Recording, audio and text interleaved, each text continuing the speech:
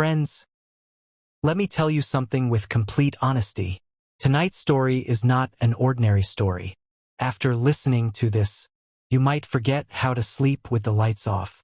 So I beg you, sit down properly, keep your feet steady, and take a slow, deep breath, because what you're about to hear is something you've never imagined, never seen, and never experienced before.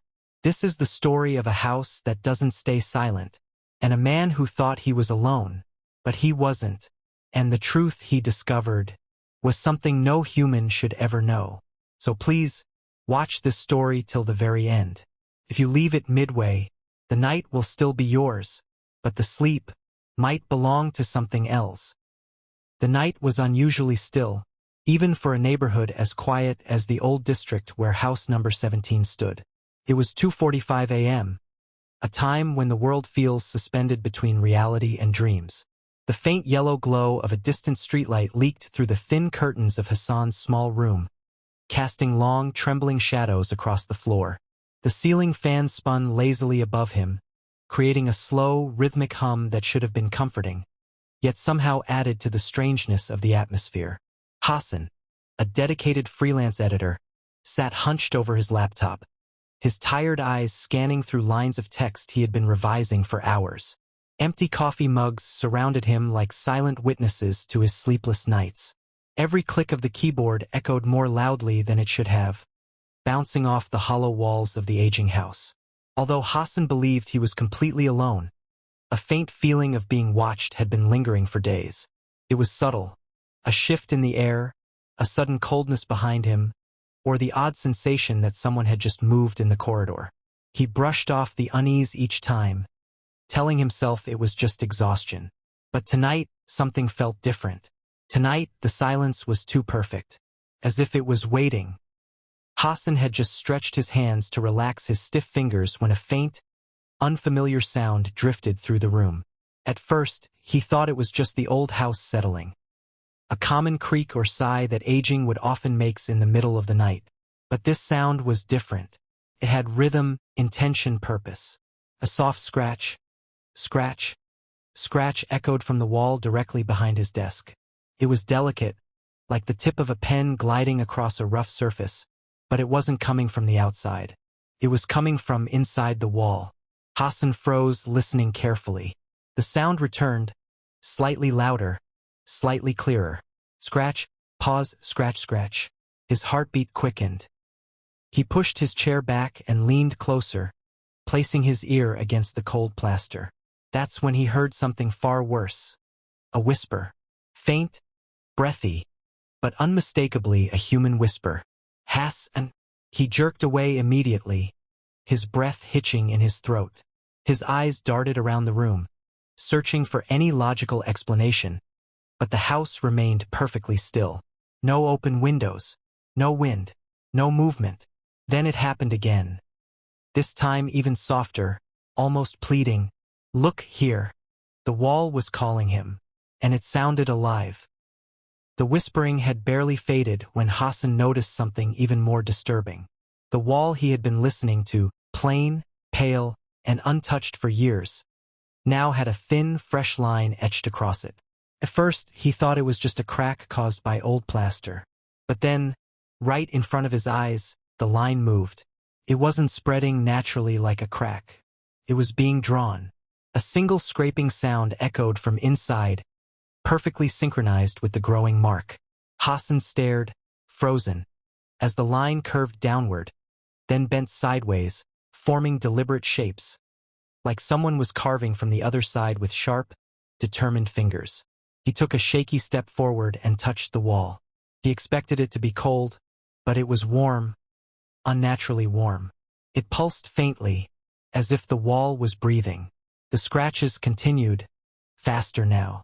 The lines joined together, twisting and cutting until they formed a clear, unmistakable word. Open. The room's air thickened. Hassan's throat tightened. Who or what was writing to him?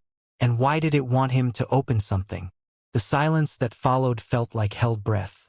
The wall was waiting. Hassan backed away, but curiosity, mixed with dread, pushed him to search the house. That was when he remembered the old storeroom at the back. It hadn't been opened in nearly 10 years.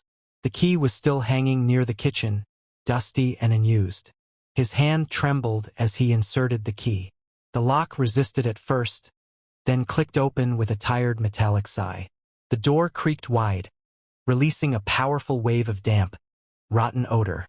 The room was dark except for a thin slice of moonlight slicing through a broken vent. Dust floated in the air like falling ash. But what caught Hassan's eyes were the marks on the far wall. Not old, not faded, but fresh, as if carved within the last hour. Deep scratch lines, long, uneven gouges, a small, narrow crack at the center barely an inch wide. Hassan slowly approached. From inside the crack came a sound, footsteps. Slow, dragging, uneven steps. He leaned closer. His heartbeat hammered against his chest. Then, through the thin layer of plaster and wood, he heard breathing. Heavy, shallow, desperate. Someone or something was standing on the other side of that wall. And it whispered, low and distorted, "I want to come out." Hassan stumbled back from the wall, terror creeping up his spine. Before he could fully process what he had heard, a sudden beep echoed through the house. His laptop screen had lit up on its own, despite him not touching it. A notification blinked on the screen. "You are not alone." Hassan stared, breath caught in his throat. The cursor moved by itself, clicking open the webcam. The camera feed showed his dimly lit room. But something was wrong. Something was standing behind him in the frame, tall, thin, impossibly pale. Hassan whipped around, but the room was empty.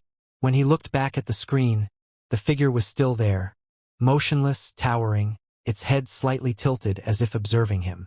Its face was blurred, but two deep black holes sat where eyes should be. Empty, watching, waiting. Then the audio crackled. A faint voice seeped through the speakers. The same voice from the crack in the storeroom wall. "I told you, look." The figure in the camera took a single step forward. The wall behind Hassan trembled softly, as if something inside it responded to the movement. And in that moment, Hassan realized a horrifying truth. The thing inside the wall was already finding ways out. The house had become unbearably silent, as if every sound had been swallowed by an unseen force. Hassan's breaths were shaky, uneven. The figure still watched him through the laptop camera, unmoving, its hollow eyes locked onto him with an intensity that felt suffocating. But the real terror began behind him. In the storeroom, a deep, guttural thud came from within the wall. Then another, and another, each strike harder, angrier, more desperate. The cracked section of the storeroom wall began to bulge outward. Dust showered to the floor. Hairline fractures multiplied like veins spreading across a body. The warm, pulsing sensation returned. Only now it was stronger, violent, alive. Hassan backed toward the exit, but the lights flickered, then died completely, plunging the entire house into darkness. In that pitch black, he heard it. Not a whisper, not breathing, but a voice. Clear, chilling, right behind him. "Now, I'm out." The wall exploded inward. Chunks of plaster flew across the room. A long skeletal hand, thin as wires, nails like broken glass, reached through the dust. Hassan screamed, but the darkness swallowed the sound.